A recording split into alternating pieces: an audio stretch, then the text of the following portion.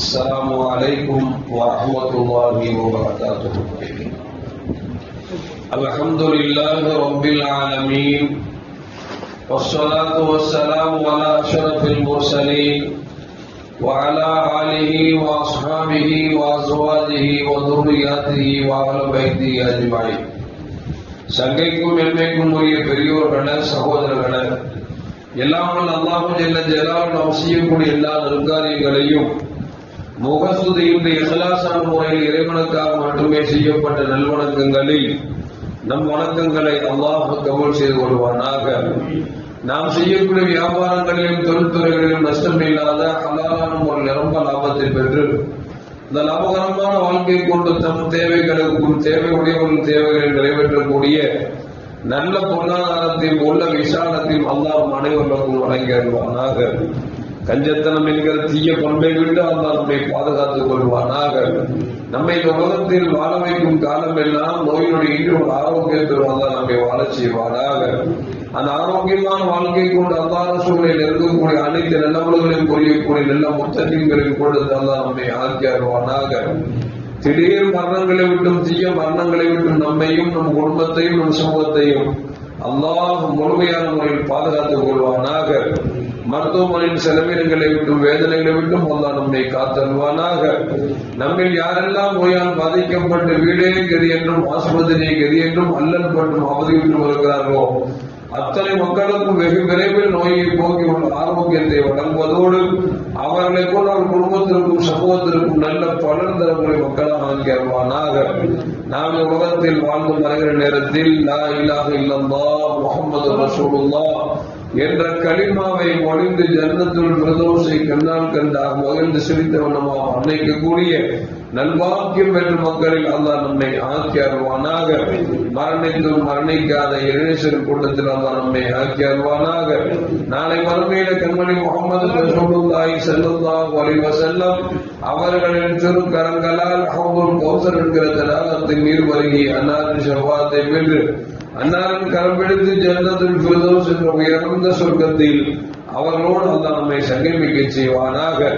எல்லாவற்றுக்கும் மேலாக இறை அன்பை பெற்று இறைவனை பார்த்து பரவசம் அடையக்கூடிய அவர்கள் லிக்காவையும் ரிதாவையும் பெற்ற மக்களில் அல்லாஹ் நம்மை ஆக்கி அருவானாக. அருமையான மோமின்கள, சஹாபாக்களிடத்தில் பல நல்ல பண்பாடுகள் இருந்தது என்பதை வரலாறு நமக்கு சொல்லி காட்டுகிறது. அதிலே ஒரு பண்பாடு என்னவென்று சொன்னால், எங்காவது வெளியூருக்கு சென்றார்கள் என்று சொன்னார் அல்லது நபிகள் நாயகம் ஸல்லல்லாஹு அலைஹி வஸல்லம் அவர்களை கண்டார்கள் என்று சொன்னார் உடனே கேட்பதெல்லாம் யா ரசூலல்லாஹ் எங்களுக்காக துஆ செய்யுங்கள் என்று சொல்லும் பழக்கம் சஹாபாக்களிடத்தில் உண்டு. அந்த பழக்கம் காலம் காலமாக தொண்டு வந்து கொண்டே இருந்தது. எந்த அளவுக்கு என்று சொன்னால், நம் சொந்தத்தில் யாராவது வயது முதிர்ந்தவர்கள் இருந்தால் அவர்களை பார்த்து சலாம் சொல்லி முசாஃபா செய்து எனக்காக துஆ செய்யுங்கள் என்று சொல்லக்கூடிய பழக்கம் ஒரு 20-30 ஆண்டுகளுக்கு முன்பு வரைக்கும் இருந்து வந்தன. ஆனால் இப்போது அந்த பழக்க வழக்கங்கள் குறைந்து கொண்டே இருக்கிறது. எந்த அளவுக்கு என்று ஆகிவிட்டது என்று சொன்னால், இமாம் துஆ செய்தால் கூட ஆமீன் சொல்ல முடியாத நிலைக்கு நாம் தள்ளப்பட்டிருக்கிறோம் என்பதை வருத்தத்தோடு நினைத்து பார்க்க வேண்டும். அருமையான மோமின்களே, நபிகள் நாயகம் ஸல்லல்லாஹு அலைஹி வஸல்லம் அவரிடத்தில் சின்ன அபூ ஹுரைரா ரலியல்லாஹு தஆலா அன்ஹு வந்து சொன்னார், யா ரசூலல்லாஹ் நான் இஸ்லாத்துக்கு வந்து விட்டேன், தங்களிடத்தில் மண்டியிட்டு நான் பாடம் படித்துக் கொண்டிருக்கிறேன், என்னை ஈன்றெடுத்த தாய் இன்னும் இஸ்லாத்துக்கு வராமல் இருக்கிறார்களே என்கிற கவலை என்னை அதிகரித்துக் கொண்டே இருக்கிறது என்று சொல்லி சரி அபூ ஹுரைரா ரலியல்லாஹு தஆலா அன்ஹு பெருமானார் ஸல்லல்லாஹு அலைஹி வஸல்லம் வந்து சொல்றாங்க. பெருமானார் ஸல்லல்லாஹு அலைஹி வஸல்லம் உடனே கையெழுத்து துஆ செய்தார்கள்.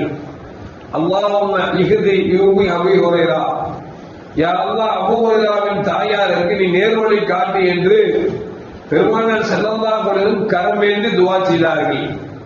இந்த துஆவை முடித்த உடனேயே சின்ன அபூ ஹுரைரா ரலியல்லாஹு தஆலா அன்ஹு வேக வேகமாக வீட்டுக்கு போறார். ஏன்னா ஸல்லல்லாஹு அலைஹி வஸல்லம் உம்மாவுக்கு நேர்வழி காட்டுன்னு சொல்லிட்டாங்க. அல்லாஹ் அந்த துவாவை இல்லை என்று சொல்ல மாட்டார். எனவே தாயார் எப்படியாவது இஸ்லாமுக்கு வந்துருவாங்க அப்படின்னு சொல்லிட்டு ஸல்லல்லாஹு அலைஹி துவா முடிச்ச உடனே வேகமா வீட்டுக்கு போறாங்க.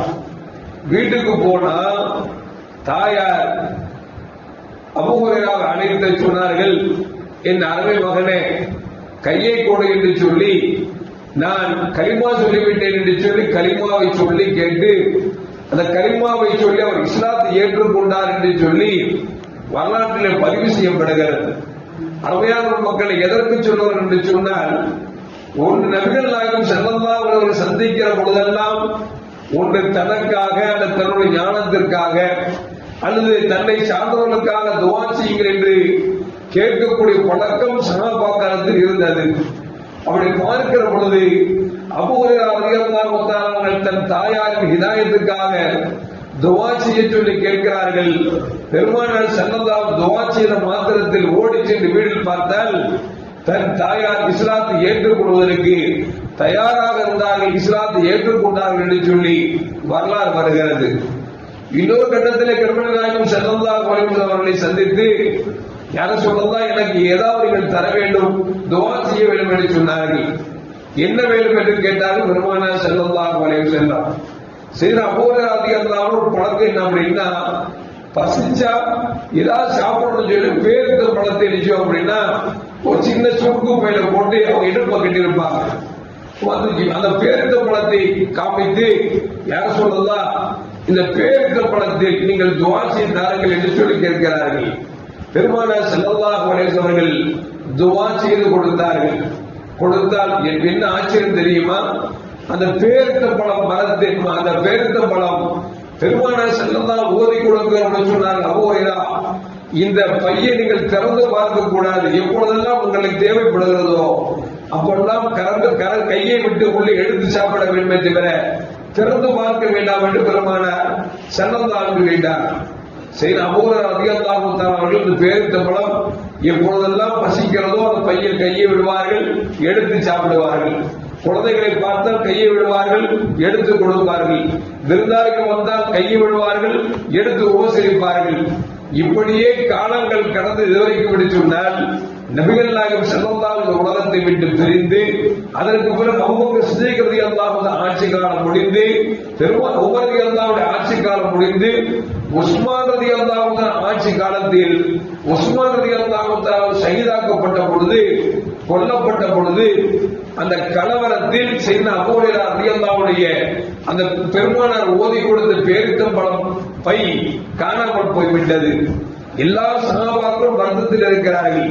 சொன்னார்கள், உஸ்மான் அவர்கள் கொல்லப்பட்டு விட்டார்கள் என்கிற வருத்தத்தில் நாங்கள் எல்லாம் இருக்கிறோம் என்று பேசிக் கொள்கிற பொழுது சரி அபூ ஹுரைரா ரலியல்லாஹு சொன்னாங்களா, உங்களுக்கு எல்லாம் ஒரு வருத்தம்னா எனக்கு 2 வருத்தம் அப்படின்னா.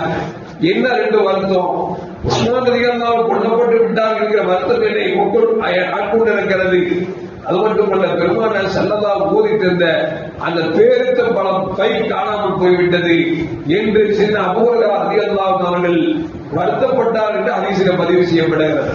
அருமையான மக்களே, அப்படி என்று சொன்னால் பெருமானார் ஸல்லல்லாஹு ஓதி கொடுத்த அந்த சின்ன பையிலே பேரித்த பழங்கள் கிட்டத்தட்ட 23 ஆண்டு காலமாக அந்த பேரித்த பழம் வந்து கொண்டே இருந்தது என்று சொன்னால் அந்த பையை இழப்பது சாதாரண விஷயமா என்பதை கொஞ்சம் யோசித்து பார்க்க வேண்டும். அது மட்டுமல்ல, இன்னொரு இடத்தில் சின்ன அபூ ஹுரைரா ரலியல்லாஹு தஆலா வந்தார்கள். யார் சொன்னா உங்களிடத்தில் ஞானத்தை பெற்றுக் கொண்டே இருக்கிறேன், அந்த ஞானம் பெற்றுக் கொண்டிருக்கிற ஞானம் எல்லாம் அவ்வப்பொழுது மறந்து போடுகிறது, எனக்கு மறக்காமல் இருக்க வேண்டும் என்று சொல்லி துஆ செய்யுங்கள் என்று கேட்ட பொழுது நபிகள் நாயகம் ஸல்லல்லாஹு அலைஹி வஸல்லம் உங்க மேடையில் கிடக்கக்கூடிய துண்டை எடுத்து நிறுத்தி பிடியுங்கள் என்று சொன்னார்கள். சரி அபூ ஹுரைரா ரலியல்லாஹு அவர்கள் போட்டிருக்கிற துண்டை எடுத்து நிறுத்தி பிடித்தார்கள். பெருமானார் ஸல்லல்லாஹு அலைஹி வஸல்லம் ஏதோ ஒன்றை அள்ளி போடுவது போன்று சமிக்கை காமித்தார்கள். சமிக்கை காமித்து சொன்னார்கள், அபூ ஹுரைரா இப்போது நீங்கள் இறுக்கி பிடித்துக் கொள்ளுங்கள் என்று சொன்னார்கள்.